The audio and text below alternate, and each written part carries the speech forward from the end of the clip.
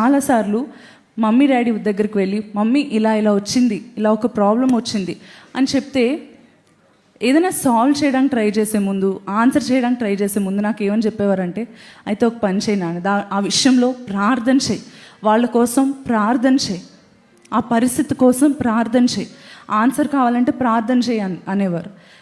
నాకు అనిపించేది హెల్ప్ చేయడం మానేసి ప్రార్థన చేయమంటున్నారు ఏంటి అని చెప్పి.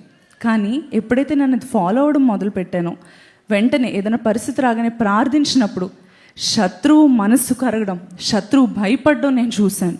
నా పరిస్థితుల్లో నా దేవుడు నా కన్నిటిని నాట్యంగా మార్చడం నేను చూశాను. ఇలా మా అమ్మమ్మ కూడా చెప్తా ఉండేది, నాన్న ఏదొచ్చినా సరే ప్రార్థన చేసుకో అని చెప్పి. నేను ఎప్పుడు అమ్మమ్మ వాళ్ళ ఇంటికి వెళ్ళినా సరే ఎప్పుడు మోకరించి ప్రార్థనలో ఉంటుందండి. మెజారిటీ ఆఫ్ ద టైం ప్రార్థనలో ఉండి కన్నీరు కారుస్తా దేవుని సన్నిధిలో మా కుటుంబాలన్నిటి కోసం ప్రార్థన చేస్తూ ఉంటుంది. నేను అనుకుంటున్నాను తన పిల్లలందరూ కూడా ఎంతో దీవించబడి ఉన్నతమైన స్థితిలో ఉంచబడ్డారంటే ఆమె యొక్క ప్రార్థనే. గొప్ప గొప్ప దైవజనులను అడిగినా సరే వారు చెప్తారు ప్రార్థనలోనే విజయం ఉందని కదండి.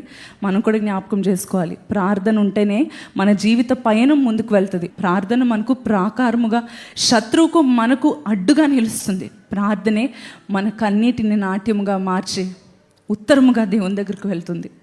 ఈరోజు గొప్పవారు మీకు తెలిసేమో, ఇన్ఫ్లుయెన్స్డ్ పీపుల్ ఏమో మీరు, ఎవరు మీ వైపు లేరేమో, లేకపోతే ఎవరు గొప్పవారు తెలియని వారేమో మీరు. లైన్లో నుంచొని ఒక గొప్పవారితో మాట్లాడాలంటే లైన్లో నుంచోవాలి, అపాయింట్మెంట్లు తీసుకోవాలి, ఇవన్నీ ఉంటాయి. కానీ దేవుడు అంటున్నాడు, నువ్వు ధైర్యముతో కృపాసనమున వద్దకు చేరొచ్చు. ఆ రాజును కలవటానికి లైన్లో నిలబడవసరం లేదు, అపాయింట్మెంట్ తీసుకోవసరం లేదు, ఇంకొకరి ద్వారా ఇన్ఫ్లుయెన్స్ చేయించుకునే అవసరం లేదు. యేసయ్యా అని అడగగానే ఆయన నీ వైపు చూసి తన చెవి యొగ్గి మీ ప్రార్థన ఆలకిస్తాడు. హల్లెలూయా.